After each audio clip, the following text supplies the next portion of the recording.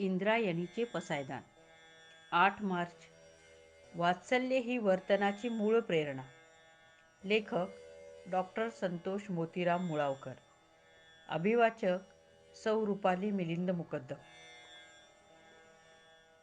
आज स्त्री पुरुष समानतेचा उद्घोष आणि जयघोष होत आहे.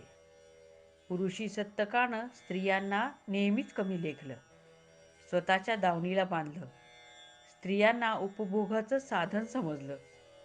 अन्यायालाही खंत वाटावी एवढे अन्याय स्त्रियावर सतत केले.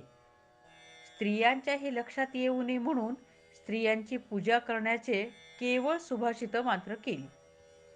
प्रत्यक्षात स्त्रियांना पूजा वगैरे काही केली नाही.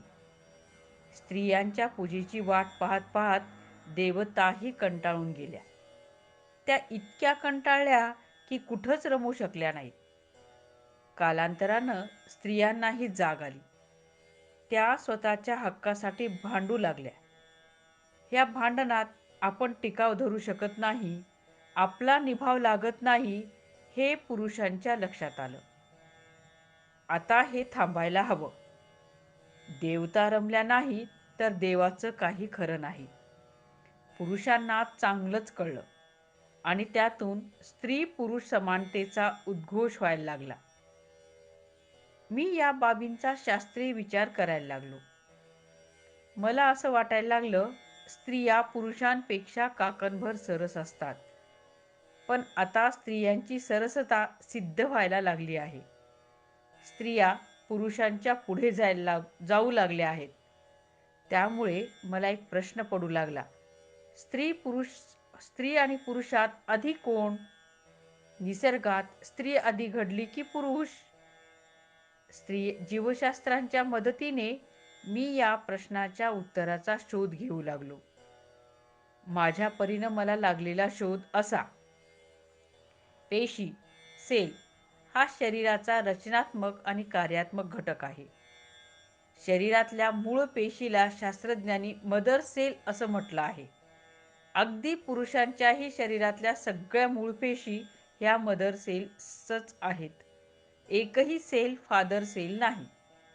ह्या मदर सेल्सचं विभाजन होऊन ज्या सेल्स तयार होतात त्या सेल्सना शास्त्रज्ञांनी नाव दिलं डॉटर सेल्स. शरीरातल्या कुठल्याही पेशीला शास्त्रज्ञांनी सन सेल असं म्हटलं नाही. म्हणजे मूलतः आपण सगळेच मदर आणि डॉटर आहोत. शास्त्रज्ञांनी मदर सेल, डॉटर सेल ह्या संज्ञा का वापरल्या याचा मी विचार करू लागलो. या विचाराला मानसशास्त्रात समाधान मिळालं.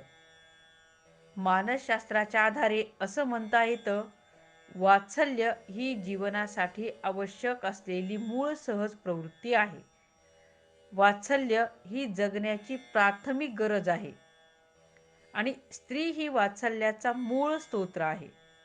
हा स्रोत अखंड आहे, कधीही आटणार नाही, संपणार नाही, म्हणून जीवनाला अस्तित्व आहे. आपल्या विविध रंगातून ढंगातून जीवन आविष्कृत होत आहे, झंकृत होत आहे, सर्जनाची अभिव्यक्ती घडवत आहे.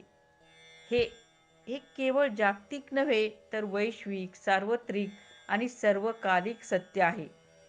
म्हणून स्त्रीचं श्रेष्ठत्व सत्य आहे. माझी ही मान्यता आजच्या जागतिक महिला दिनापुरतीच नाही तर रोजची आहे. धन्यवाद.